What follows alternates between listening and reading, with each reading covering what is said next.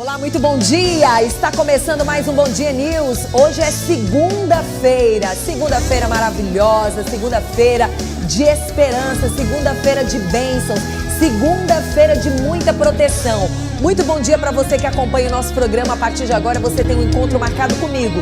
Eu sou Vanusa Coelho e é um prazer estar aqui no Bom Dia para apresentar esse programa especialmente para você. Bom dia, Andrade. Bom dia, Diógenes. Muito bom dia, muito bom dia. Bom dia. Meu querido Daniel. Bom dia também para o Vitor. E claro, Mateuzinho, tudo bem? Gutenberg, bom dia, Vitor. Bom dia a todos. Marcelinho, como é bom a gente poder estar aqui hoje. E bom dia para o meu queridíssimo Ed. Bom dia, Edinaldo. Tudo bem? É tão estranho chamar o Ed de Edinaldo. É porque é Edinaldo Produções. Maravilha. Muito bom dia, Andréia maravilhosa. Edna Maciel, bom dia. Também Cristina Ré. E as nossas meninas de lado financeiro, representando todas elas, a nossa querida Rose. Bom dia, Bárbara. Tudo bem, minha querida? Representando as nossas meninas da Copa, nossa querida Elane. Muito bom dia. Bom dia todo especial também para quem mais? O Zan, nosso maravilhoso Zan, Lorena, Pedro na edição, a todos, cinegrafistas da Externa. Muito obrigada por vocês fazerem parte do nosso programa. Na palavra de hoje, eu trago Salmos 91, que para muitos, acreditam muitas vezes de forma bem mística, que basta abrir a Bíblia e deixar no Salmo 91, que ele vai trazer bênçãos, que ele vai te proteger. Mas você sabia que a Bíblia, ela não é um amuleto, não. A Bíblia é a palavra certa de ensinamento e que você tem que colocar no seu coração, aprender a palavra, entender o que a palavra diz, porque ela é ensinamento. Ela é a busca do aprendizado diário para que você corrija muitas vezes o que você não tem entendimento. E nós sabemos que antes, durante e depois a palavra sempre estará presente. E é isso que você precisa saber. A palavra, ela vem para te libertar. Ela vem para te trazer uma nova esperança, oportunidade de você acertar mais do que errar. E você ter um entendimento de que a inveja não vale, ser ímpio não é interessante e que você pode se consertar diante de tantos erros. E a palavra diz lá no Salmos 91, lá no versículo 8, 9 e 10: somente com os teus olhos contemplarás e verás a recompensa dos ímpios, porque aqueles que não servem ao Senhor, com certeza, estes terão que aprender nessa vida, uma vida que simplesmente traz muitos aprendizados, mas também muitas decepções, muitas injustiças, e muitas vezes você pratica o que não deveria ser praticado. Mas nós estamos nesse mundo, um mundo que nos ensina a se socializar, um mundo que nos ensina muitas vezes o que é certo, o que é errado e que a gente tem que caminhar. Mas que nessa caminhada você tem que ter cuidado com a sua carne, você tem que ter cuidado com os seus pensamentos e você tem que ter cuidado para que você possa, amanhã ou depois, não ter que se arrepender tantas vezes. E ainda, porque tu, ó Senhor, és o meu refúgio, no Altíssimo fizestes a tua habitação. E ainda, nenhum mal te sucederá, nem praga alguma chegará à tua tenda, para aqueles que verdadeiramente reconhecerem o que cada palavra diz. E nós sabemos que nesses 150 poemas, as pessoas muitas vezes conseguem tirar a certeza de que melhores dias virão, mas muitos serão dias difíceis. Mas você vai vencer todos eles. Basta só você entender que a Bíblia lhe ensina a caminhar de uma forma muito mais interessante. Principalmente se você colocar a palavra no seu dia a dia, na sua caminhada, e você souber colocá-la na tua vida, você vai ver que você não vai perecer. Melhores dias virão e Deus vai cuidar de você. É assim que eu quero começar o nosso Bom Dia. Bom Dia News, com Vanusa Coelho. Porque me escolheu mais de uma. Muito bom a gente começar a nossa manhã acreditando que Deus é quem nos traz esses momentos bons. Como é bom adorar a Deus. Muito bom. Agora eu quero desejar um bom dia todo especial para você que acompanha o nosso programa, para quem está aniversariando hoje. Tem alguém aniversariando hoje? Então quero desejar um feliz aniversário para você. Eita! Que Deus abençoe grandemente a sua vida, a sua casa, a sua família, mas o seu aniversário, eu desejo que você seja muito feliz, esteja muito alegre. Se ninguém desejou um feliz aniversário para você, olha eu aqui desejando. Parabéns, minha querida, parabéns, meu querido. Muito bom, parabéns. Agora é o seguinte, bora mudar. Bora mudar, porque a gente muda. Muda aqui, muda aqui. Cadê você, Diógenes? Estou aqui. Mas é o seguinte, a prática da esgrima se populariza no Piauí. O repórter Zamviana foi conferir os treinos. Presta atenção.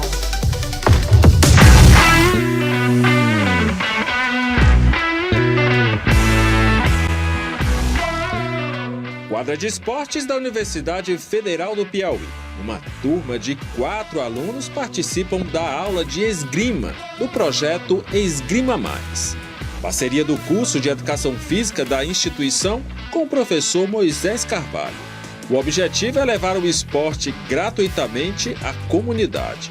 Participam do projeto alunos do curso de Educação Física da universidade, mas também outros interessados no esporte, como a Ana, o Gael, o Lucas e o Vitor. Para começo de conversa, quando eu conheci o esporte, né, eu achei bem interessante porque eu pensei em um esporte diferente, né? A gente não vê toda hora esgrima por aí. E também eu pensei que ele trabalha várias partes do corpo. E acho que é um esporte que dá pra gente diversificar bastante, trabalhar várias áreas do corpo e conseguir se divertir com isso. Sempre gostei de negócio de luta de espada, essas coisas assim. Aí eu me interessei. Eu queria... me interessei pelo esporte por causa disso mesmo. Eu queria aprender mais sobre esgrima porque eu achei interessante. O esporte chegou no Piauí em 2012 e tem no professor Moisés Carvalho um grande incentivador. Ele é mestre esgrimista com atuação em arbitragem internacional e olímpica. Bom, eu comecei a esgrima em 2012, na época eu lutava ainda profissional e queria um esporte que melhorasse o meu boxe, que aumentasse minha acuidade visual e meu tempo de reação, porque no boxe eu ainda era aquele atleta muito rock balboa. Eu pensava que o bom boxeador era que aguentava mais porrada e ia pra cima. Mas aí com o curso de Educação Física a gente vai amadurecendo naturalmente e vai aprimorando mais técnica. Eu queria um esporte para melhorar o meu raciocínio, meu pensar durante a luta. Aí veio a oportunidade que a Confederação Brasileira de Esgrima, junto com a Postura Sucesso, trouxeram para Teresina. Então ia ter um curso de monitor de esgrima. Eu vi ali a oportunidade de aprender um ofício como treinador de esgrima e de melhorar o meu pessoal, que seria o meu tempo de reação e raciocínio dentro de uma luta de boxe. O objetivo do esporte é tocar o adversário sem por ele ser tocado. O uso de máscaras para a proteção dos olhos é essencial para a segurança dos esgrimistas e tem toda uma tecnologia para detectar os pontos numa partida. Então a espada, ela é feita de aço, um percentual de aço e ferro, para ela ter essa maleabilidade. Na ponta da arma tem um botãozinho, que é o que acontece, pode pressionar, que é o que marca o ponto no adversário, ou seja, isso aqui precisa ser pressionado. Nesse botão, esse aqui até dá para visualizar melhor, tem um fio de lâmina, eu chamo de fio de lâmina, passa por toda a extremidade da lâmina, sai aqui nessa tomada. Nessa tomada vem um outro fio que você encaixa, que igual essa barbela aqui que eu estou usando, passa um fio por dentro da minha roupa, ou seja, passa aqui pelo braço da roupa de esgrima, por dentro, sai aqui atrás, onde ele vai ser conectado ao placar eletrônico. Aí eu vou ter uma informação em tempo real, com uma diferença mínima de 20 avos de segundo, que seria você pegar um segundo e dividir para 20. Que o computador vai me dar a reação de quem tocou primeiro. Se o toque for abaixo desse tempo, o computador vai identificar que os dois tocaram primeiro. Isso é uma coisa que o olho humano não consegue enxergar. A história da esgrima remonta à pré-história, com o uso de objetos de ataque e defesa. Já a esgrima como esporte foi incluída nos Jogos Olímpicos Modernos desde a primeira edição, em 1896, com provas de sabre e florete. A espada só foi adicionada em 1900. O esporte vem ganhando popularidade no Brasil e no Piauí também. Aprender os movimentos é irresistível.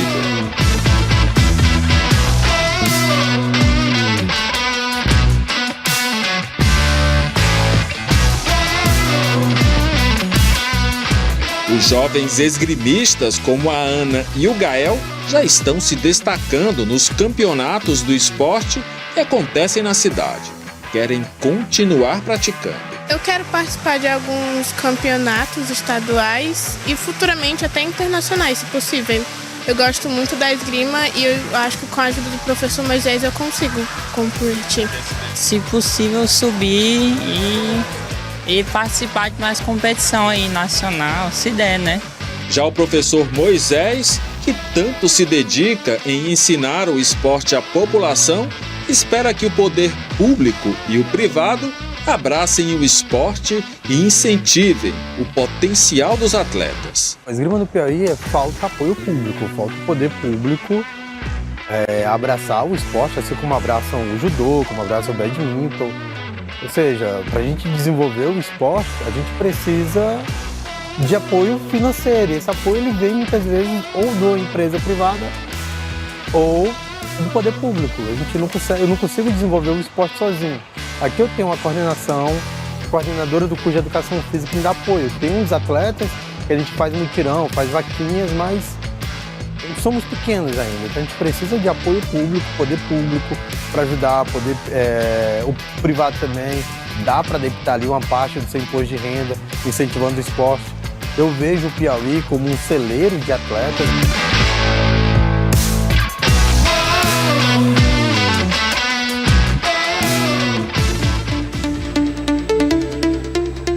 Eita, Zan, que maravilha, hein? Que fantástico! Olha, muito bom, muito bom.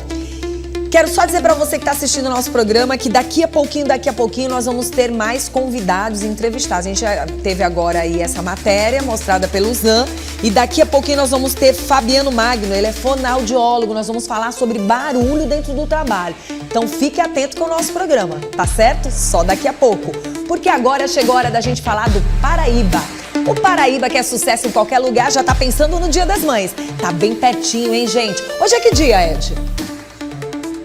Hoje é o quê? 28, 29? 28? Tem certeza? Deixa eu ver aqui.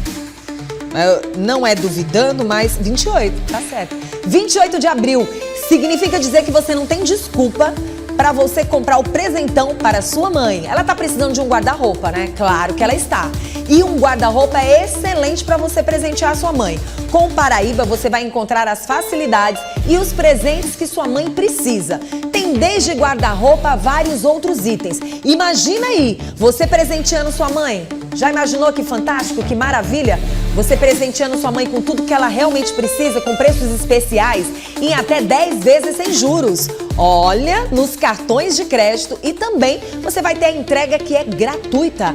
É grátis. E tem mais, na sua casa tem sempre uma mãe querendo alguma coisa, ofertas antecipadas. Tem guarda-roupa, você vai escolher de duas gavetas, 2 portas ou até mais portas. E você vai encontrar outras infinidades de produtos para presentear aquela pessoa que você ama. Com preços especiais, vale a pena você dar uma passadinha no Paraíba. É Dia das Mães chegando? É compra antecipada para você. A entrega e montagem é grátis, por isso não deixe tudo para depois. E nem pro dia. Vai agora no Paraíba. Dia das Mães merece presentaço. Aproveite já as ofertas antecipadas do Paraíba. Guarda-roupa Vila Rica 4 portas, 2 gavetas, R$ 84,90 mensais. Guarda-roupa Lopas 4 portas, 2 gavetas, R$ 105,90 mensais. Guarda-roupa 3 portas, 2 gavetas e espelho, R$ 162,90 mensais. Guarda-roupa 6 portas, 4 gavetas e espelho, R$ 169,90 mensais. Entrega e montagem grátis. Dia das Mães Paraíba. que tal você fazer uma horta pequena? A gente tem algumas dicas super valiosas para você fazer aquela horta do jeitinho que você quer e para preparar essa horta para você ter os melhores temperos. Se liga aí na dica! Ter uma horta em casa, mesmo com pouco espaço, é uma possibilidade real e acessível. Com alguns cuidados básicos e escolhas bem planejadas, é possível cultivar temperos frescos e ter um espaço verde funcional. A integração entre jardim e horta funciona bem até mesmo em ambientes pequenos. Com a organização certa, o espaço disponível rende mais do que se imagina. O aproveitamento eficiente começa na escolha dos recipientes. Vasos comuns, garrafas PET cortadas ou estruturas verticais são alternativas viáveis e adaptáveis. Modelos verticais são especialmente úteis para quem precisa otimizar o uso do espaço, já que permitem cultivar plantas em diferentes níveis. A posição do jardim deve ser considerada a incidência solar. A maioria das hortaliças precisa de pelo menos algumas horas de luz direta por dia. Um local bem iluminado é fundamental para o desenvolvimento saudável das plantas. Para ambientes pequenos, o ideal é escolher temperos que se desenvolvem bem em vasos. Manjericão, salsa, cebolinha são exemplos que ocupam pouco espaço e têm boa produtividade. Coentro, alecrim, tomilho também são indicados, por serem resistentes e adaptáveis. Manter a horta saudável exige atenção ao clima da região e à época do plantio de cada espécie. Informações básicas sobre isso costumam estar nas embalagens das sementes e devem ser observadas antes do cultivo.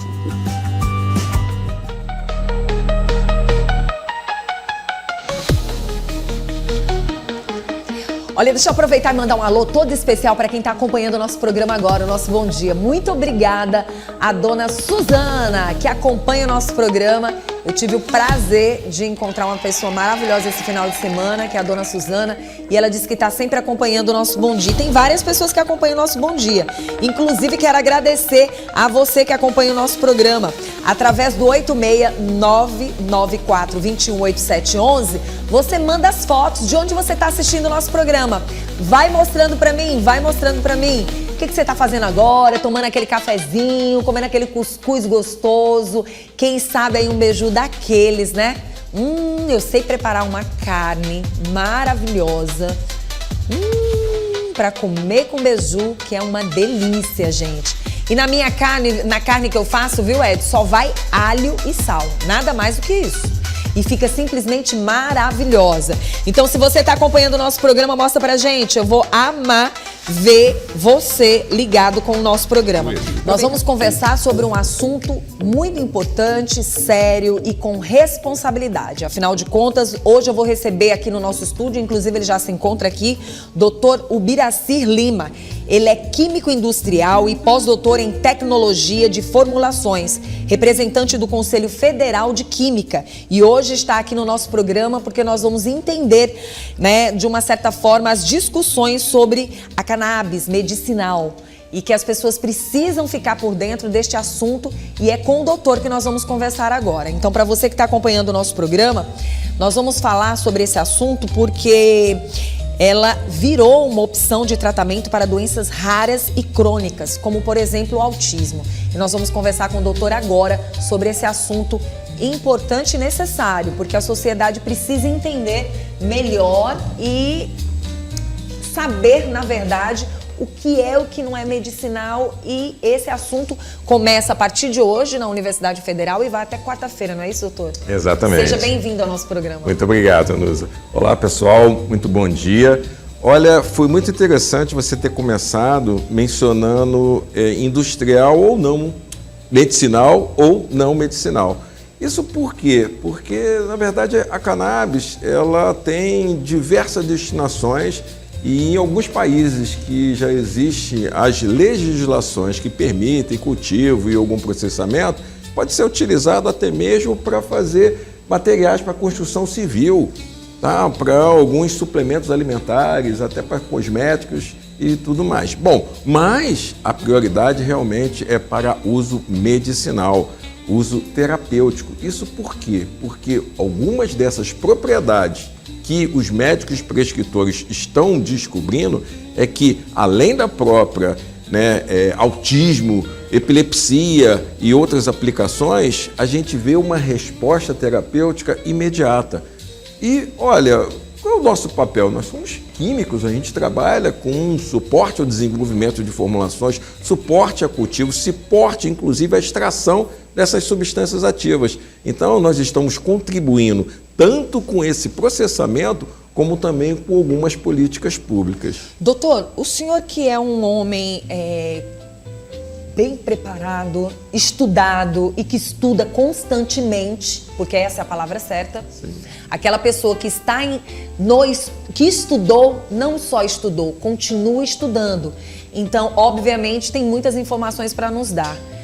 Muitas vezes a gente percebe que algumas coisas acontecem no nosso mundo, no nosso país, enfim, porque a sociedade, às vezes, realmente coloca determinadas plantas a perder. E aí a gente precisa falar sobre essa responsabilidade de como o cannabis, de uma certa forma, veio, como ele muitas vezes é aplicado e o quanto hoje se vê a importância do cannabis. Inclusive, eu estive em São Paulo, né? Eu estive em São Paulo e participei de uma feira gigantesca lá, onde se falou muito do cannabis dentro dessa feira. Inclusive para uso estético, medicinal, terapêutico. E a gente precisa, o senhor como doutor, de uma certa forma, explicar para quem está em casa a respeito dessa proposta ao mesmo tempo, né? De discutir não apenas os aspectos químicos envolvidos no cultivo, no processamento também da planta, mas também suas aplicações medicinais, como o senhor mesmo falou, industriais e os desafios legais e ambientais. Por quê? Por que eu estou falando com muita responsabilidade sobre esse assunto? Porque muitas vezes o que chega na sociedade é algo totalmente contrário e a gente precisa falar sobre esse assunto com muito zelo e muita responsabilidade, porque, de fato, algumas pessoas com doenças crônicas e pessoas que vão viver uma vida inteira com autismo, elas vão precisar ter uma certa qualidade de vida. E, obviamente, qualidade de vida para elas e para os seus familiares.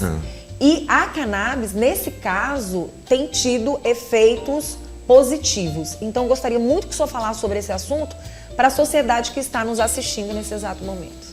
Olha, é impressionante esses resultados terapêuticos que são percebidos, tá? E aqui no Brasil nós temos uma história bastante interessante, porque uma família lá de Brasília discutiu com a Agência Nacional de Vigilância Sanitária e outros entes públicos, porque precisava administrar na filha um medicamento, uma formulação à base dessa planta, que é a planta cannabis. Tá? E por quê? Porque ela já tinha feito diversos usos ou tentativas com outros medicamentos e a maioria não deu muito resultado ou mesmo tinha efeitos colaterais distintos e preocupantes. Então, descobriu-se que uns extratos dessa própria planta, ela tinha um poder de minimizar, né, o caso da epilepsia, de alguns casos, de alguns episódios e reduzia drasticamente. Tá? Então esse foi a situação mais famosa lá por 2014, 2015 e difundiu-se rapidamente e as pessoas foram descobrindo, inclusive, nós temos estudos científicos ao redor do mundo, grandes pesquisadores aqui no Brasil, inclusive, fazem esses estudos, foram descobrindo as outras aplicações, como você mesmo mencionou, né? Autismo, né? Fibromialgia, Parkinson. Então, esses resultados é que fizeram outros médicos prescritores estudarem, buscar, né, alguma dessas aplicações, buscar esses artigos científicos e administrar nos seus próprios pacientes.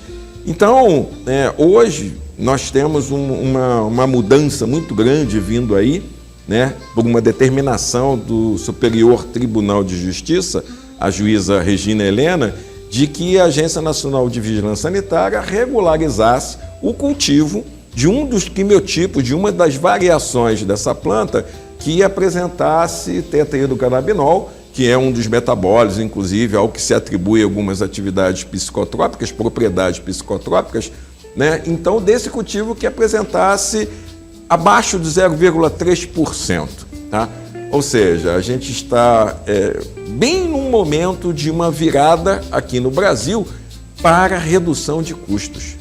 Eu queria que o senhor falasse a respeito de a cannabis. Na verdade, ela é a flor. Eu queria que o senhor explicasse. Eu posso utilizar esses metabólitos, ou seja, essas substâncias de diversas partes da planta. Tá? A maior concentração... Podemos até explicar para quem está em casa como essa planta ela realmente é utilizada, né, com todas as suas partes. Exato, todas as partes. Da raiz até a flor, eu tenho aplicações. Tá? Eu tenho ali substâncias químicas que são aplicadas para todos esses produtos. A maior concentração desses canabinoides, ao que são também atribuídos as maiores propriedades terapêuticas, eles estão concentrados nas flores. Mas não significa que não há também outras substâncias, ou mesmo canabinoides em outras partes da planta. Mas ali sim, ali está concentrado.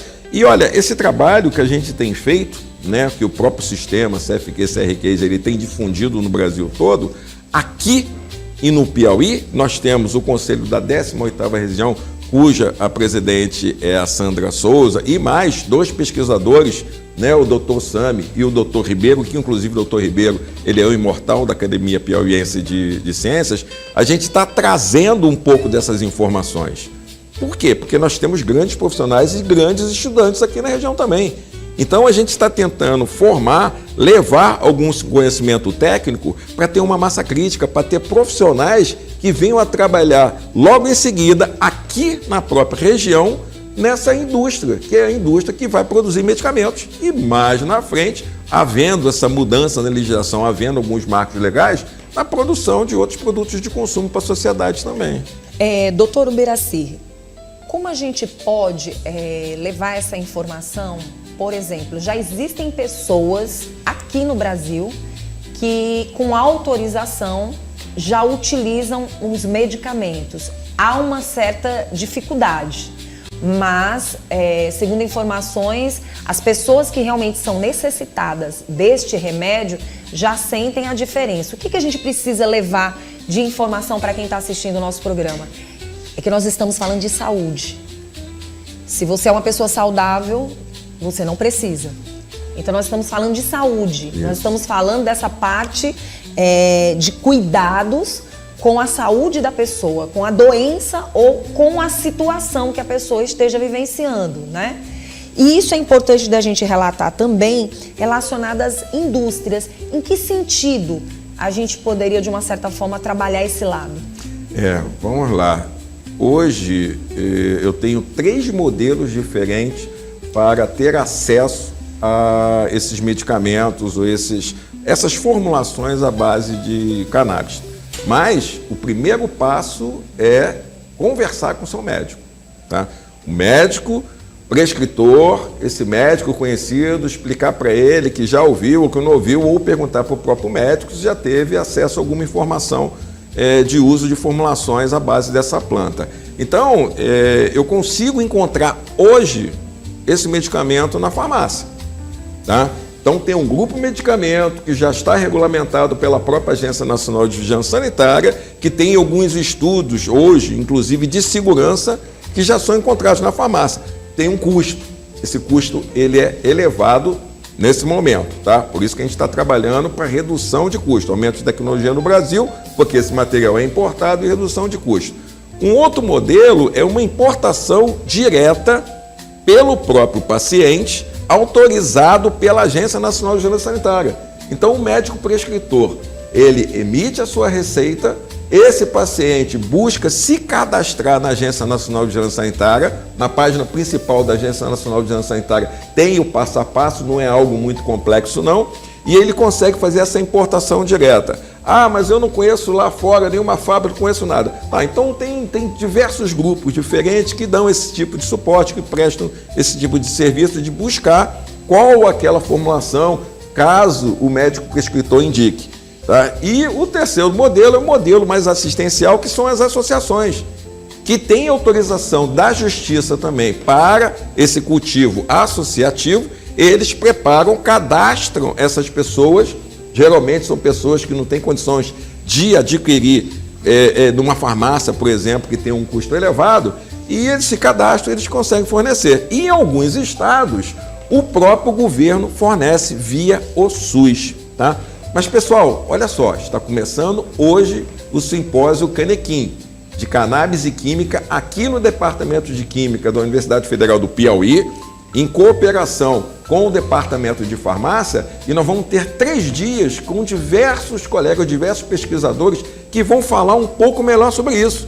E vamos ter a presença das associações. Nós temos uma associação, né, a BCI aqui, muito famosa, faz um trabalho muito interessante. Vamos ter representante de fábrica que produz esses medicamentos e podem, que estão cadastrados pela Anvisa para disponibilizar na farmácia, e alguns grupos que também dão esse suporte para a importação do produto. Teremos a presença de uma representante da Embrapa, tá, que está bem adiantado nesse processo de dar suporte para o governo, para novas políticas públicas, para cultivo aqui no Brasil, e todos os pesquisadores aqui da universidade para tirar dúvidas e auxiliar a sociedade aqui. Então, vem aqui, vamos para a universidade. Pronto. E aí, de uma certa forma, só tocando mais no assunto, são doenças raras. São doenças raras. Né? Crônicas e o autismo.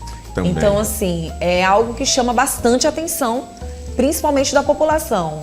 As pessoas que têm pessoas assim em casa é que sabem. Olha, a gente tem algumas mudanças, inclusive, de conceitos de uma série de pessoas que, às vezes, até por uma fake news, por uma informação equivocada, tem uma certa rejeição. Isso está mudando um pouco, justamente porque, às vezes, a gente tem vizinhos, a gente tem colegas que passam a fazer uso por uma indicação do próprio médico, e essa resposta, ela é visível, é percebida.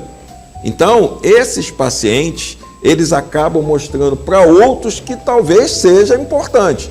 Lógico, lembrando sempre, eu preciso do médico prescritor para determinar, inclusive, uma posologia. Quantas gotinhas de manhã, de quanto tempo, qual formulação. Nós estamos falando de medicamento. Medicamento, né? exatamente. Que é importante as pessoas entenderem, de uma certa forma. Isso. Só lembrando mais uma vez que começa, então, hoje e prossegue até quarta-feira esse segundo simpósio com o tema central: a química das sementes, Isso. o cultivo e os produtos de cannabis e sustentabilidade. Esse evento, na verdade, como o próprio doutor falou, é promovido pelo Conselho Regional de Química, 18ª Região Piauí, e com apoio, como o senhor mesmo falou, de várias instituições que vão estar aqui, inclusive o Conselho Federal de Química e a Universidade Federal do Estado do Piauí. E hoje aqui com a gente, o doutor convidando e, ao mesmo tempo, passando essa responsabilidade de falar sobre o assunto de forma medicinal.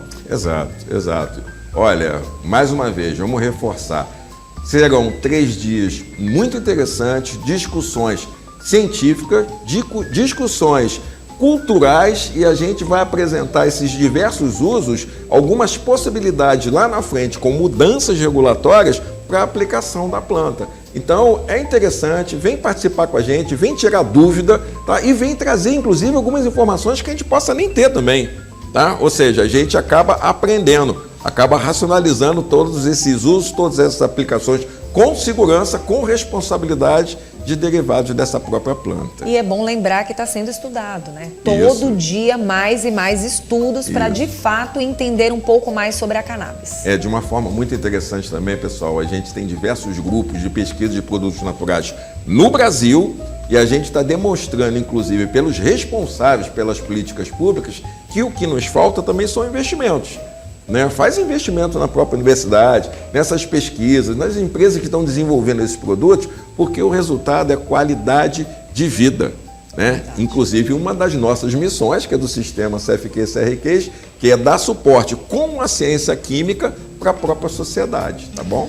Doutor, eu quero agradecer pela sua presença. Se o senhor tiver mais alguma informação, fique à vontade. Tá, nós é que agradecemos, tá? E mais uma vez, é um trabalho que precisa de várias pessoas e aqui a nossa presidente, Sandra Souza, do Conselho de Química da 18ª Região, apoiou a ideia, comprou a ideia, junto com os dois outros representantes, que é o Sam e o Dr. Ribeiro, também montamos um grupo muito bacana, contamos com a doutora Raíssa, com todo o pessoal, Maurício, que é da coordenação de farmácia aqui da universidade. Então, é bom, venha, vocês vão gostar, vocês vão aprender e vão trazer novas informações pra gente também, viu? Obrigada, doutor. Seja bem-vindo até quarta-feira aqui com mais informações. Um grande abraço. Continue Espero vocês aqui. lá, hein? Tá bom. Olha, para você que está acompanhando o nosso programa, informação dentro do Bom Dia é sempre necessário. E é por isso que a gente sempre está aqui com os melhores profissionais. Mas olha, depois de ter conversado com o doutor Ubiracir Lima, a gente vai agora trazer uma dica para você. Saiba como funciona o sistema gratuito de cadastramento de animais de estimação. Nosso querido Zan foi lá e vai explicar melhor para a gente. O Sistema de Cadastro Nacional de Animais Domésticos foi criado para registrar cães e gatos em um banco de dados nacional. Tutores, ONGs e municípios podem cadastrar os animais sob sua responsabilidade e emitir a carteirinha de identificação.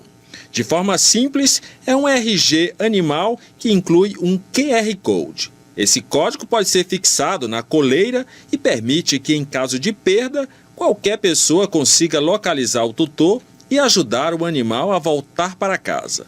Microchip é um dispositivo eletrônico do tamanho de um grão de arroz implantado sob a pele do animal. Ele contém um número único, lido por scanner ou aplicativo. O Simpatinhas aceita o microchip de qualquer fabricante. Não há restrição de marca. Posso registrar meu animal sem colocar microchip? Animais microchipados ou não, cadastrados ou não, podem ser registrados no Simpatinhas. O registro é gratuito e gera um RG animal único e transferível que acompanha o animal por toda a vida. A principal vantagem do microchip e do QR Code é garantir que o animal perdido seja identificado e devolvido ao tutor com mais facilidade. Só quem perdeu um animal sabe o quanto que é angustiante procurar sem sucesso. O microchip é uma identificação permanente que oferece proteção e segurança ao animal, além de facilitar o acesso a programas públicos de saúde e castração. O sistema já está aberto para cadastro. Basta acessar simpatinhas.mma.gov.br. Agora eu quero falar para você de Ana Luísa Festas, que tem uma variedade de produtos fantásticos para confeitaria, para você que é empreendedora que está começando, você que já está aí no negócio. Oportunidade de você ganhar mais dinheiro ainda, porque a Ana Luísa Festas tem sim um verdadeiro shopping para o seu evento. E se você deseja ficar mais por dentro do crescimento, vai para Ana Luísa Festas. Imagina aí, descartáveis, embalagens, só para você ter uma ideia.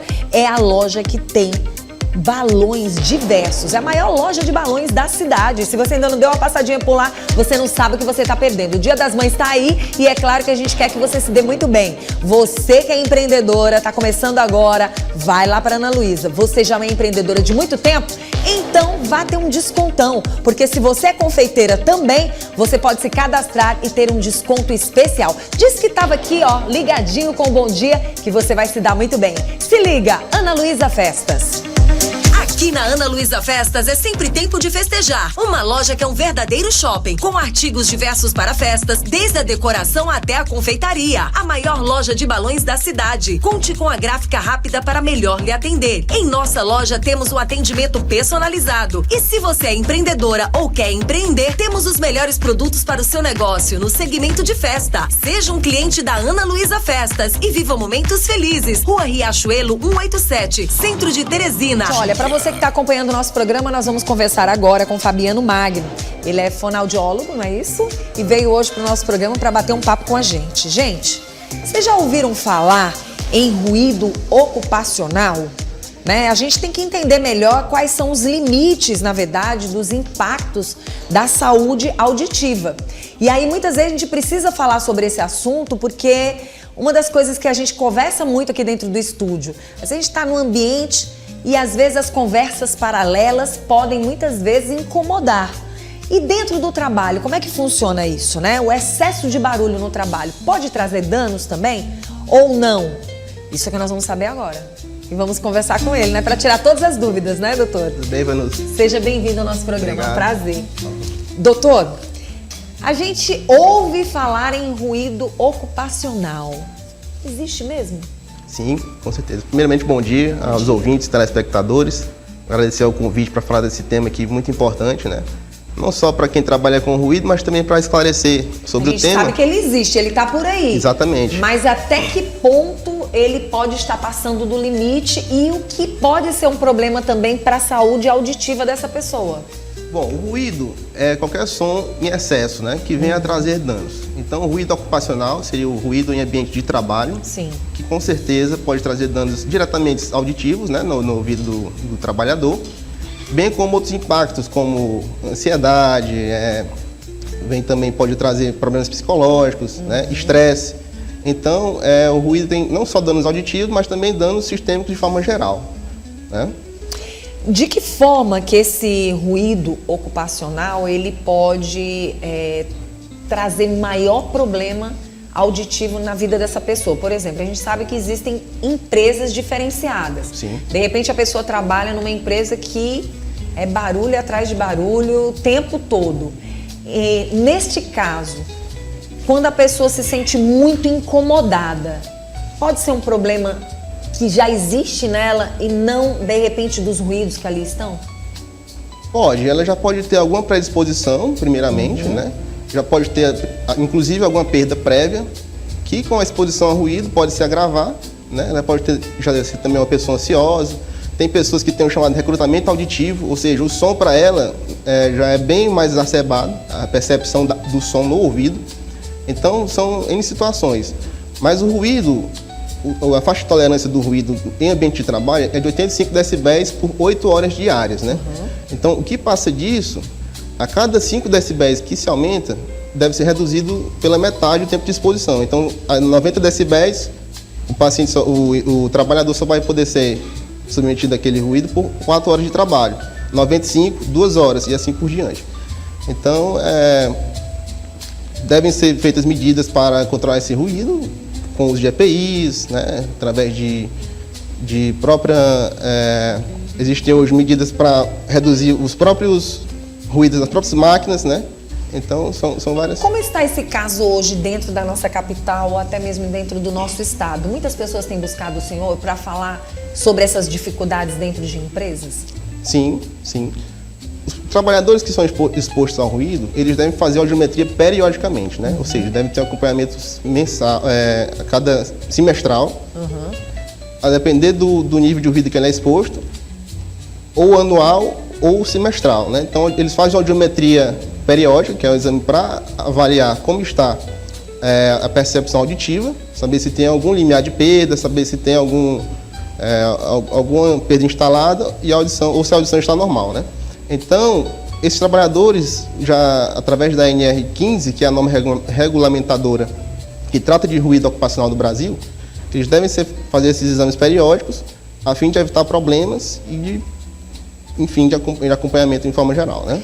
Doutor, nesse caso, a empresa é quem tem que estar observando esta situação ou caso, se o próprio empregado sentir que não está tendo todos esses cuidados, isso pode trazer danos para essa empresa também, né? Pode.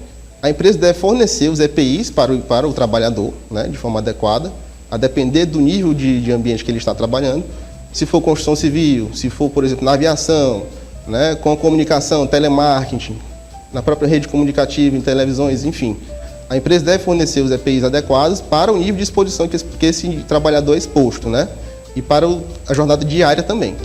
Então, o que mensura os ruídos ambientais no ambiente de trabalho é um equipamento chamado decibelímetro. Ele que vai mensurar o tanto de nível de exposição de ruído que está naquele ambiente, né? seja de uma máquina, seja de um motor, seja de um microfone, enfim, de vários equipamentos que possam causar ruído. Inclusive, em empresa de telemarketing, não tem só o ruído do fone, mas tem o do ambiente em si, que vários trabalhadores, muita gente falando ao mesmo tempo, né? Então, tudo isso pode gerar danos e a empresa deve fazer esse acompanhamento, assim como a mensuração de ruído naquele ambiente. Como é que a pessoa pode começar a identificar que ela pode estar trazendo esses danos para ela? Quais são os primeiros pontos para chamar a atenção desse funcionário? Bom, se ele vier apresentar dificuldade auditiva, né, dificuldade para entender o que é dito, e apresentar esses outros sintomas que a gente já falou sobre, como ansiedade, irritabilidade, né, enfim, zumbido no ouvido também é um sintoma bastante comum. É confundido, por exemplo, com labirintite, doutor? Pode ser confundido. Pode estar, inclusive, o zumbido é muito concomitante com quadros de labirintite, né, de vertigem. Então, o paciente pode apresentar os dois quadros, mas isoladamente ele também pode acontecer de forma que não apresente vertigem, somente o zumbido isolado nesses casos de pacientes que já venham apresentando alguma perda ou desconforto auditivo, né? Bom, o que chama bastante atenção é que muitas vezes o próprio funcionário pode estar passando pela situação, mas às vezes nem ele mesmo percebe. Isso. Por isso que é importante a empresa ter essa sensibilidade de observar. Se é uma empresa que trabalha com muito barulho, é uma empresa que trabalha de uma forma que os funcionários estão o tempo todo passando por essa situação, aí chamar a atenção se caso a empresa não, de uma certa forma, não se atentar a isso. Porque existem esses impactos e, de uma certa forma, tem que ter um limite, né? Com certeza, tem que ter o limite e tem que fornecer os EPIs de forma adequada. E também a segurança para a empresa e para o funcionário realmente realizar a audiometria, que é o exame que vai acompanhar de fato como está a audição desse trabalhador, né? Se está gerando algum impacto. Esse exame é um exame que é feito tanto na admissão do trabalhador ao entrar na empresa e de forma periódica, a depender do nível de ruído que esse paciente, que esse trabalhador é submetido. Então, na admissão, na periodicidade e na demissão, esse exame deve ser feito de forma... Doutor, a gente falou de empresa, mas a gente pode também chamar a atenção para as próprias crianças, né? Em escolas. Sim, a gente falou de ruído ocupacional, mas o ruído está presente hoje no mundo, né? Com certeza. Então, hoje a gente está submetido cada vez mais a ruído de várias fontes. Então, seja no trânsito, seja na escola, principalmente a criança que, dependendo da idade, ela não vai saber esclarecer algum desconforto. Então, os pais devem estar atentos quando a criança começar a apresentar alguma irritabilidade, colocar a mão no ouvido, se queixar de dores de cabeça, é uma possibilidade, principalmente se ela já foi exposta a esse ruído, né?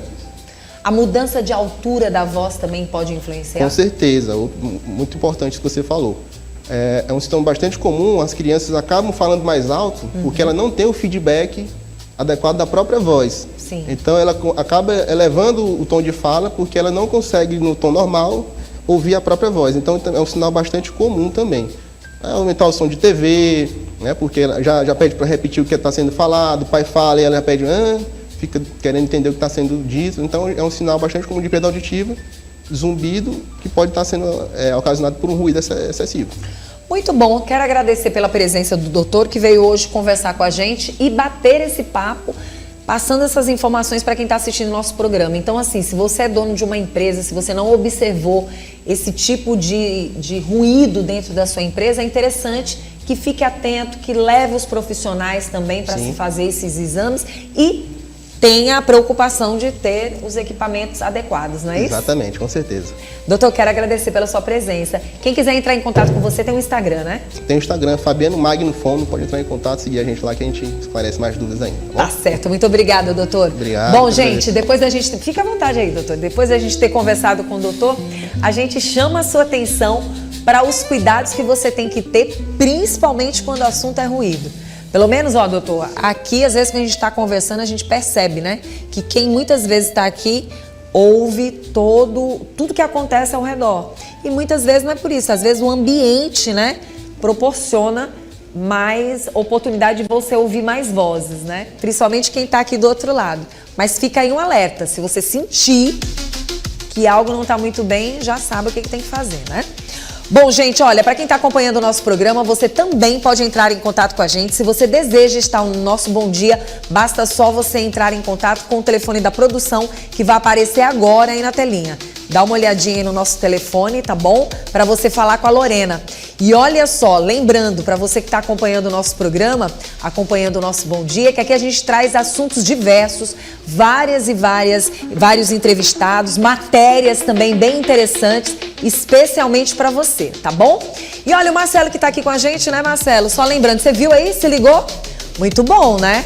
Então, ó, só quem não tá ligado é o Ed. O Ed não tá ligado, não tá nem ouvindo. Mas olha, presta atenção, é porque ele tá ali só no telefone ali, passando as informações. Porque tem gente que não tá ouvindo, não tá ligado, né? Mas ó, presta atenção, você que tá acompanhando o nosso programa, eu quero só te dizer o seguinte, daqui a pouquinho nós vamos estar aqui com a Natália Andrade, ela é médica veterinária e vai estar falando pra gente sobre os tipos de ração, como você pode escolher a melhor ração para o seu gatinho, já já.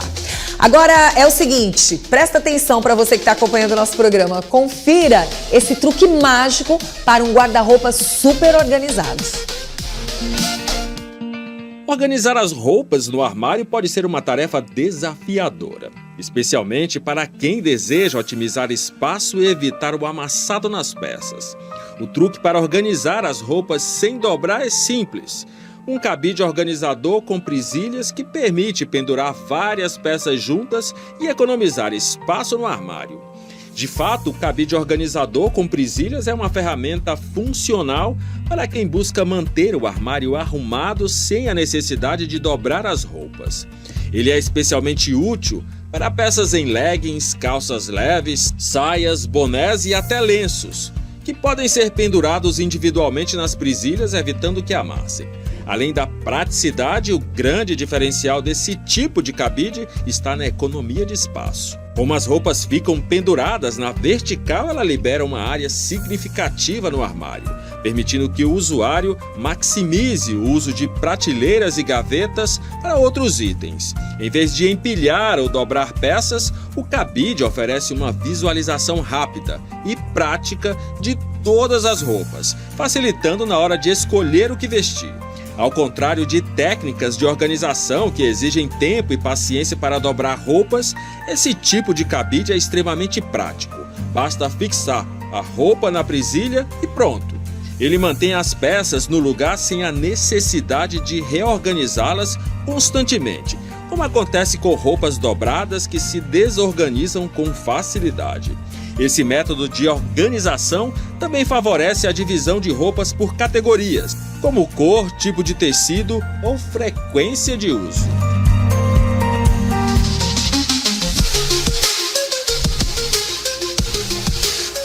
Hoje, nesta segunda-feira, nós vamos nos preocupar com o seu gatinho. Todo mundo diz, Vanusa, olha, você fala muito dos cães, mas fala dos nossos gatinhos. Olha o que tem de gente, o que tem de tutor aí, de pessoas que gostam de gatinho, tá escrito. Começando por mim, pela Lorena. Só a Lorena, eu já nem sei se a Lorena não tem mais de 7. Lorena, você tem quanto? Tem 7 ainda, né? Mas tá pertinho de chegar aos 8. A doutora até olhou assim, ó. Mas olha, gente, é o seguinte, hoje nós vamos conversar com a Natália Andrade, ela que é médica veterinária, veio para o nosso programa para dar umas dicas pra gente como a gente deve alimentar esse gato. Eu confesso que gato é esperto, mas ao mesmo tempo é muito oportunista. Se você der comida toda hora ele quer. Não é isso, doutora? Seja bem-vinda ao nosso programa. Hoje nós vamos perguntar para a doutora, na verdade, qual o tipo de ração ideal para os nossos gatos, né? E também o que é ideal para você alimentar esse gato, quantas vezes ao dia. Hoje a gente veio trazendo dicas porque o pessoal cobrou da gente que a gente falasse aqui de gatos, como escolher os tipos de ração. E aí a gente já começa logo alertando as pessoas de que se o gato for castrado, com certeza faz uma mudançazinha aí nessa alimentação, né? Sim, exatamente. O gato, quando ele é castrado, ele tende aí a ter uma ingestão calórica menor. Então é por isso que existem as rações para gatos castrados. Assim como existe ração, por exemplo, para gato renal, né? Gato com problema de obesidade, que é bastante comum. Vamos falar aí quantas vezes esse gato deve se alimentar durante o dia. Eu mesma tenho uma gata lá em casa que se colocar, terminou a comida, demorou 2 tempinhos, ela já quer comer de novo. E como a gente pode, de uma certa forma, ficar esperto com as vezes que esse gato vai se alimentar? Na verdade, o felino, ele alimenta várias vezes ao dia, ele tem que ser alimentado dessa maneira. Porque o gato, ele tem essas pequenas porções várias vezes, né? Diferente do cachorro. Isso já é um instinto da espécie, né? Então, a gente tem que tentar seguir a rotulagenzinha direitinho lá da ração para não ultrapassar a necessidade desse gato. E se esse gato tem menos atividade, como é a maioria, né? Infelizmente. Eles gostam mais de ficar deitados, né? Aí tem que reduzir mais ainda essa quantidade. Vai depender muito do nível de atividade desse animal. Olhando para as rações, a gente observa que existem rações coloridas, rações de uma cor apenas, as líquidas e as pastosas, né? Vai depender de como você acostuma esse gato logo desde novinho? Exatamente. O gato, ele tem essa questão desde filhote de se adaptar àquela ração, né? Mas o ideal, de fato, para o gato é ter uma ração úmida, né? Porque essa ração ela vai ter uma quantidade de proteína alta e vai ter também uma quantidade de umidade alta, né? Então, esse animal, ele precisa ingerir água, porque naturalmente ele já vem de uma região de deserto, né? Ele é da região da África, né? Então, ele acaba tendo que ingerir uma quantidade maior de água. No caso, doutora, se a gente já tem o costume de dar sempre só a ração seca e aí toma a aguinha ali também, mas se a gente, mesmo não querendo de tantas vezes que você já deu a ração seca, mesmo que você venha colocar algumas vezes, o gato demonstre que não quer, deve insistir? Não, a gente não deve insistir. Nesse caso não, né? É porque realmente o gato foi acostumado sem essa ração. Porque se você ficar insistindo numa ração que o gato não tolera, ele pode desenvolver um quadro de lipidose, que é uma doença, né? Então a gente não pode ficar insistindo dessa maneira. Tem que tentar arrumar alternativas, né? Fazer picolé, sachê. As pessoas inventam muita coisa, pra falar a verdade. É interessante. No caso, a minha gata, eu dou exemplo porque eu tenho uma gata lá em casa que ela toma água demais. Ela gosta da ração seca e gosta muito da água. Mas ela tem um problema com a ração colorida. Com a ração colorida, ela passa mal. Já com a ração que não é colorida, ela não passa mal. Ela chega a vomitar quando coloca a ração colorida. Existe algo de diferente nessa ração colorida? Existe presença de corantes, né? Que faz realmente mal ao animal. A gente tem que tomar esse cuidado. Que aí pode provocar vômito, diarreia, né? E a questão dos sabores também. O que é considerado uma ração, assim, apropriada? Aqui tem proteínas, carboidratos. Como é que a gente pode escolher uma ração apropriada para esse gato? A gente tem que ver a quantidade de proteína. O gato, ele é um carnívoro estrito, então ele come basicamente só proteína.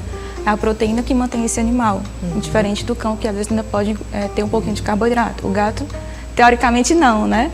Mas as rações, durante o processo, elas têm um pouco de carboidrato, né? Então não tem como a gente excluir da dieta dele. Como falar da mistura da ração com outros tipos de alimentos humano, por exemplo? Humano não. Porque as pessoas às vezes misturam, né? Querem colocar comidas que a gente come no dia a dia misturado à ração. Isso não é correto. Não é correto, porque você vai desbalancear. A ração ela já é preparada para isso, para ter esse balanceamento de nutrientes, né? Aí quando você acrescenta outros ingredientes que não tem na alimentação do animal, pode ter problema também. Quando a gente fala da ração úmida, ela é de fato uma refeição? Porque a gente ouve muitas pessoas dizerem que é só um petisco. É um petisquinho. É mito ou é verdade essa história?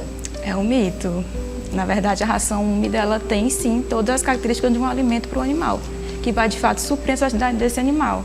A diferença é que muitas vezes o tutor não sabe fazer a quantidade correta.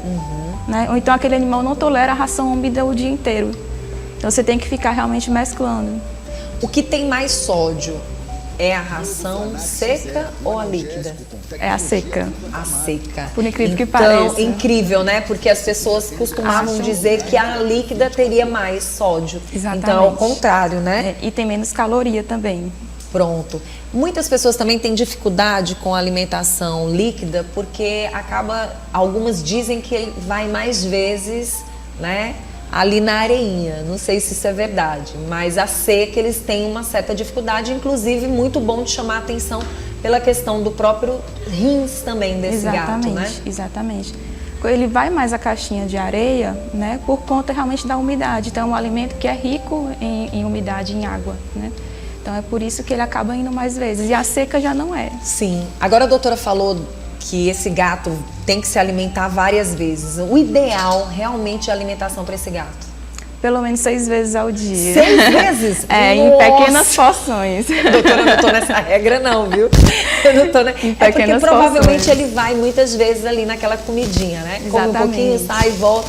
Eu acho que até mais vezes e eu não observo. Exatamente. Deve ser isso, porque o gato ele não é tão presente como a gente realmente gostaria. Ele fica ali de boa, mas ele também dá as fugidinhas dele, mais do que um cachorro. Sim, né? Sim, infelizmente sim. Alguma dica relacionada às rações que você poderia passar para quem está assistindo a gente agora? Olhar sempre essa quantidade de proteína da ração, né? A proteína ela tem que ser uma proteína de qualidade e tentar incluir alimentação úmida para esse animal, né? Para ver se ele não tem tanto problema lá na frente, problema urinário, problema renal, né? Então seria basicamente isso. Não tem muito que cobrar para a vida desse gato, é só ter esses cuidados e com certeza ele vai estar bem. E tentar fazer uma atividadezinha, né? Porque os gatos, no geral, estão um pouco acima do peso. Eita, doutora. Aí é um pouquinho mais difícil, né? Porque gato não gosta muito que você fique pegando. Pelo menos a de lá de casa não gosta. A da Lorena, algumas gostam de estar perto, outras não. Querem bem distante. Muito bom. Quem quiser entrar em contato com você, qual é o teu Instagram? Natália_Andrade B. Vamos falar agora do Poticap. O Poticap desta semana está imperdível. Imagina aí, domingo, 4 felizes ganhadores. E assim é a sorte. De repente você não compra o Poticap, você não compra o Poticap hoje. Aí sabe o que acontece? Era hoje o dia da tua sorte. Amanhã você não compra o Poticap, era amanhã o dia da tua sorte. Então assim, se você quer faturar só no quarto sorteio uma premiação fantástica, como o Onix Sedan e mais 10 mil reais no Pix, você tem que comprar o seu bilhete da sorte, é isso mesmo. E tem mais, do primeiro ao terceiro sorteio tem 5 mil reais, além, é claro, de 20 giros no valor de 700 reais. Imagina só que fantástico. Você se dá muito bem, ganhar sozinho, se dando bem mesmo com o Onix, igualzinho a esse. Tudo que o Marcelo queria, tudo que o Marcelo deseja. Um Onix mais 10 mil reais cairia super bem na mão do meu queridíssimo Marcelo. Mas tem que comprar. Só se dá bem se comprar. Compra pelo site, compra pelo aplicativo, compra por uma banca bem pertinho de você ou até mesmo no comércio. Tem sempre um Poticap e é com dupla chance. Vai comprando, porque você vai se dar muito bem com o Poticap. Se liga aí! Domingo, o Poticap vem com tudo!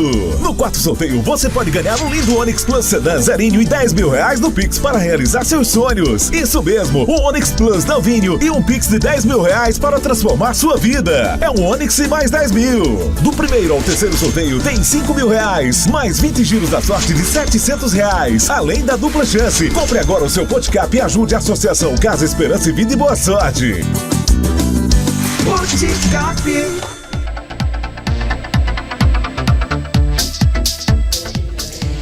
Muito bom, muito bom.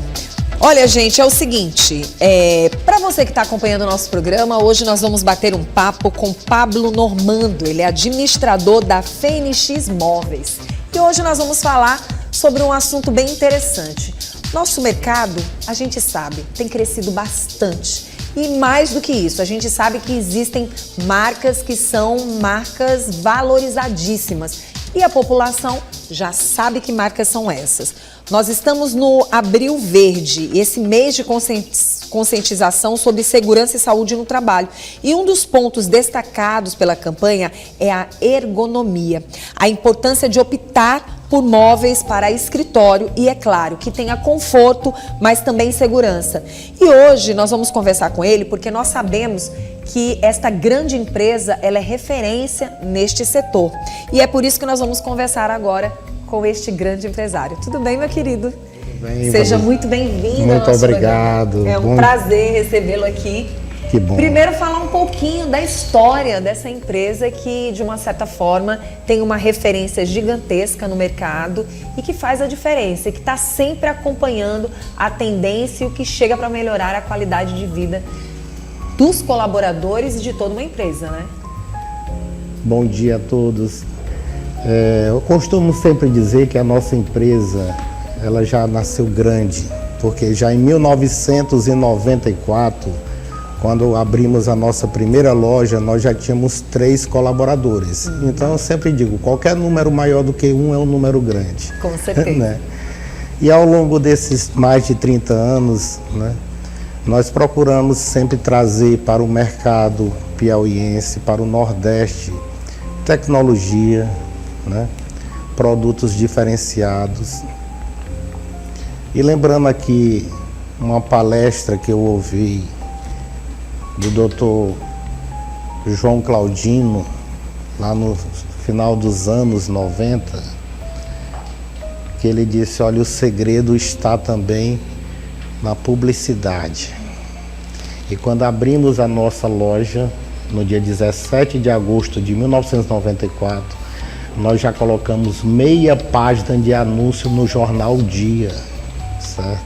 Então o Dia é nosso parceiro desde sempre, desde o primeiro dia da nossa empresa.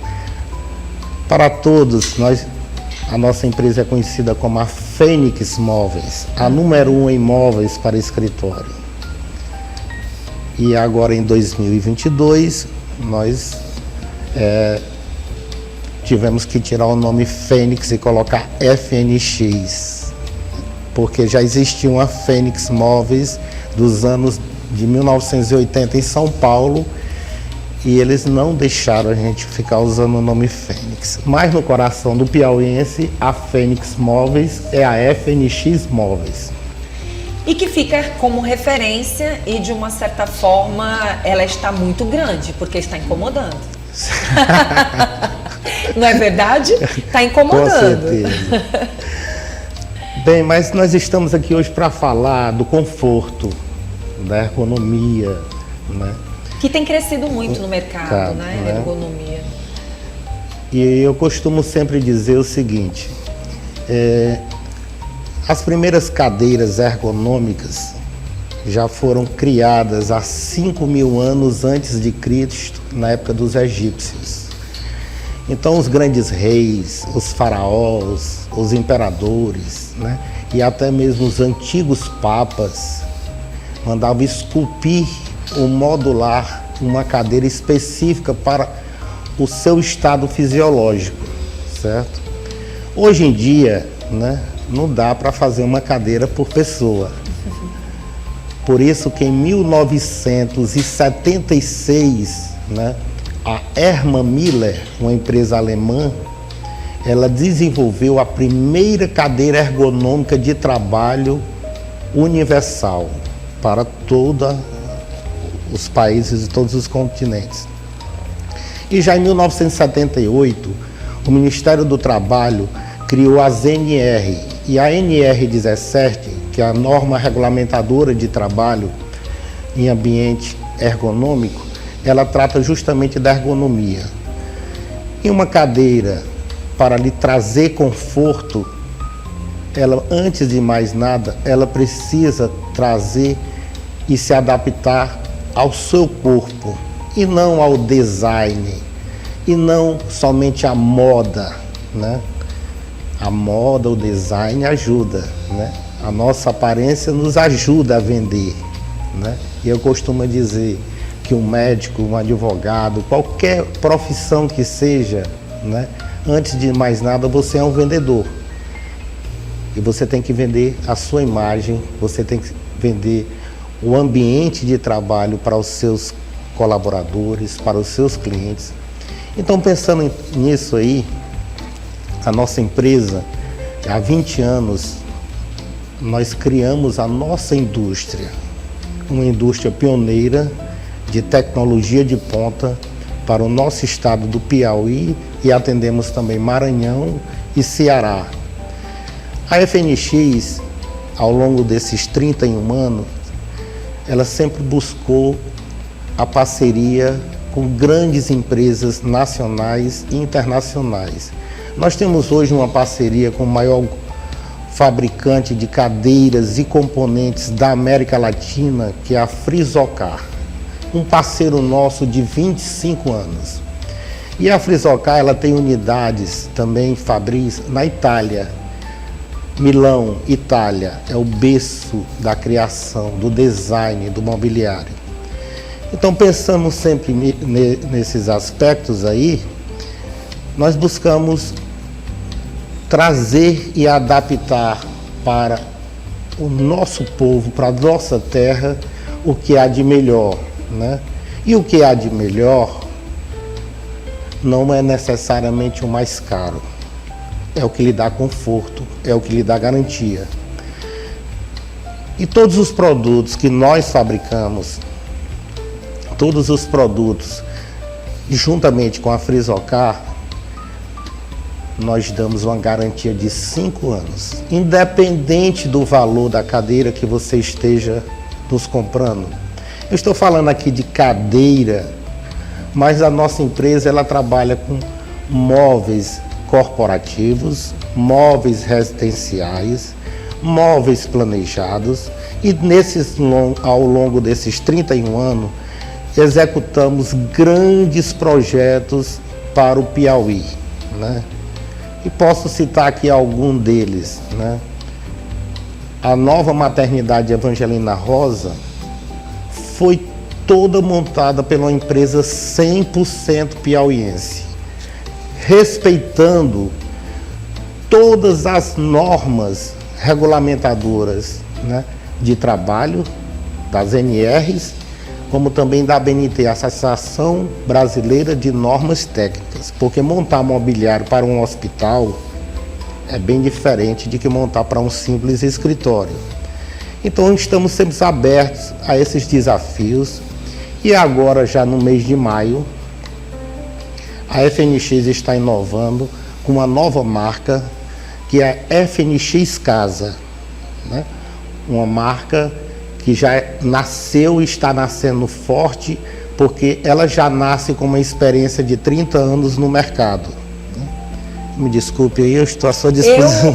Eu estou aqui ouvindo porque são muitas informações e que a gente não pode verdadeiramente nem entrar na conversa, porque é uma história e é uma história que tem que ser contada realmente pelo seu Pablo. Eu estou deixando sua vontade porque eu só trouxe muitas referências, dentre elas os móveis da maternidade. Hoje nós temos a maior maternidade do Brasil.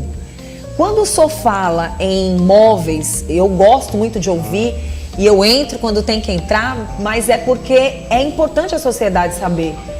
Nesse momento a gente fala de emprego, a gente fala de economia girando dentro do estado e a gente fala da qualidade que as pessoas quando chegam no nosso estado ou na nossa capital vão ver que estes móveis que lá estão são móveis daqui, feitos por uma empresa do estado, feitos por uma empresa da capital, que tem história para contar. Então, eu fico muito satisfeita em ouvi-lo.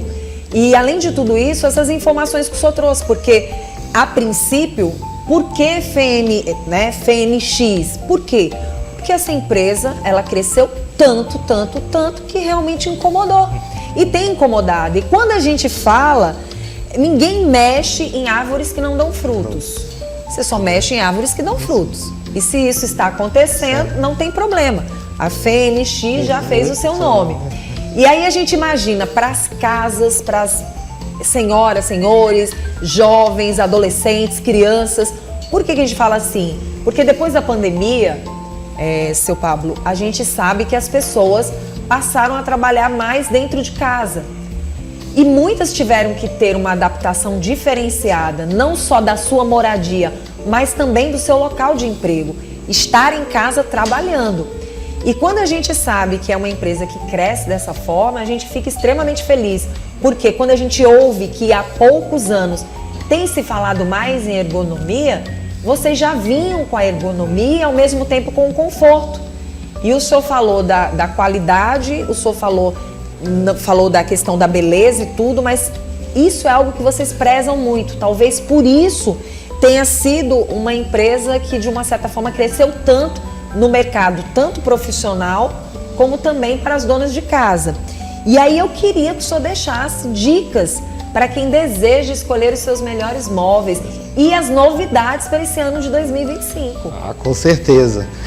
Mas é importante também deixar registrado aqui que em todos os eventos do Marcas Inesquecíveis, a Fênix Móveis, a FNX Móveis, ela sempre participou. Isso é um reconhecimento de você, piauiense, de você, teresinense, né? E queria dar uma pequena dica aqui, se for permitido aqui. Eu queria pegar Traz aquela essa cadeira, ele vai trazer. Vai trazer a Marcelo, cadeira traz essa cadeira certo. aqui. Vou trazer essa cadeira aqui. Por sinal, muito confortável. Tá. Pronto, essa cadeira aqui é uma cadeira boa da Frisocar. Pode ficar à vontade. Posso ficar pode em pé? se levantar sim. Tudo pode bem. Sim. Então, já em 1994... Vamos para a câmera aberta? Vamos. Isso. Posso? Fica à vontade, Tranquilo. fica à vontade. Eu sou uma pessoa que me considera... Vem pra cá, se sinta em casa. Eu quero que você se sinta em casa até aqui no Bom Dia. Pronto. Então eu não tenho essa dificuldade de falar, de me comunicar. Apenas estou me adaptando aqui Se sentindo em casa, né? Se sentindo em casa. Vai vir mais vezes aqui pro programa. Se Deus quiser, estou sempre à disposição. Sim, então, já em 1994, quando inauguramos a Fênix, uma coisa que me chamou a atenção é que já tinha as cadeiras estofadas, cadeiras com couro, né? Mas eu voltei um pouquinho atrás para os anos 70 e resgatei por muito tempo aqui a cadeira de palhinha. Por que palhinha? Porque nós estamos num clima quente, né? E isso favorece a ventilação. E hoje, a cadeira, que eu considero a cadeira ideal para você trabalhar, é uma cadeira com encosto telado. Eu vou até sentar aqui. Sente, fica à vontade. Ai, mas ela é gostosa mesmo. Bem, já aproveitando Olha, aqui a nossa modelo aqui. E a postura? Pronto. A postura que dá assim uma... Exatamente. Nossa. De preferência, a 90 graus o encosto, as pernas aqui. Sim. E nós também temos aqui a regulagem do braço. Ó. Olha que interessante. Por quê? Essa do braço eu não tinha. Eu não sabia. Olha só, para quem é um pouquinho mais alto. Certo? Então, sempre que sentado, braço a 90 graus, pernas a 90 graus e encosto a 90 graus. Nossa, que né? interessante. Isso aí lhe traz, num primeiro momento, é natural que lhe traga algum desconforto, porque quando a gente está acostumado a sentar, a gente senta assim, ó. Isso. Né? E aqui nos dá uma postura, né, a Pablo? postura. Olha só. E para você, profissionalmente, né, independente de ser funcionário, de ser empreendedor, a cada 2 horas, levante 10 minutinhos da cadeira, dê uma volta, né, porque o corpo precisa de movimento, ele precisa de conforto, mas nós precisamos, antes de mais nada, de movimento. E eu gostei. Acho que eu vou querer agora entrevistar. Você tá bom de fazer uma cadeira para você entrevistar o povo. Pronto. Uma poltrona assim, sabe? Gente, que delícia. Olha só que gostoso. É sério, Marcelo, vem cá. Senta aqui. Seu Pablo hoje deu uma aula, sabe por quê? Porque essa daqui do braço eu não sabia. Você sabia, Ed? Essa do braço foi novidade para mim. Você também é alto. Gostou? Mas já percebeu, né? Tem que... Bem, já que é o Edson, né? É o Marcelo. É o Marcelo. Eu vou dar uma viradinha aqui no Marcelo aqui. Pronto. Olha, quando se fala em postura lombar, em conforto lombar, nós temos que nos preocupar com essa região. Olha certo? só. É aqui na altura dos rins. Isso aqui é que traz a dor, o desconforto, né? E nós temos aqui as cervicais C1, C2, C3, C4 e aqui vem as LR, L1, L2, L3. A L4 é a lombar, a vértebra cervical principal que deve ser colocada numa posição que não vai lhe trazer problemas, porque ainda hoje, ainda estou fazendo tratamento com o meu fisioterapeuta, o Jussival, por conta de eu não sentar direito, mas agora eu aprendi, não quero que você pronto. sente errado, viu? Então não sente errado. Muito bom. E, por sinal, fez com que a cadeira também ajudasse as pessoas a sentar certo. Sim, com certeza. Nossa, nota 1000, fique sentado aí. Tá. Que maravilha. Eu vou puxar ela pra cá, acho que eu vou entrevistar ele agora aqui. Pronto. Olha só que delícia. Vou ficar mais pertinho dele aqui, Ed. Dá licença, poltrona. Muito Pronto. bom. Primeiro eu quero agradecer e eu gostaria muito que pudesse convidar as pessoas, né, para se fazerem presentes, para saber que a Fênix continua, mas de uma forma diferente. Agora, Fênix, né, móveis, para que as pessoas possam saber que a qualidade ergonômica, o conforto sempre esteve aí. Se fala muito de ergonomia nos últimos tempos, mas ela sempre esteve com a Fênix. Isso. Não é isso? Muito obrigado a todos, obrigado a vocês todos aqui do Sistema Dia por essa oportunidade. A gente que e agradece. sempre que nos colocamos à disposição aí, o Grupo FNX, a IP Móveis, que é a nossa indústria de móveis planejados, atendemos tanto o mercado corporativo como também o mercado residencial, em qualquer parte do Brasil. Arrasou, Pablo, meu querido. Que muito Deus te obrigado. abençoe, te guarde e parabéns. É uma marca inesquecível. Muito bom. Vou aqui do lado dele aproveitar para chamar uma matéria. Que tal fazer churros no air fry? Confira essa receita simples enquanto eu vou batendo um papo aqui, porque eu já mudei de cadeira.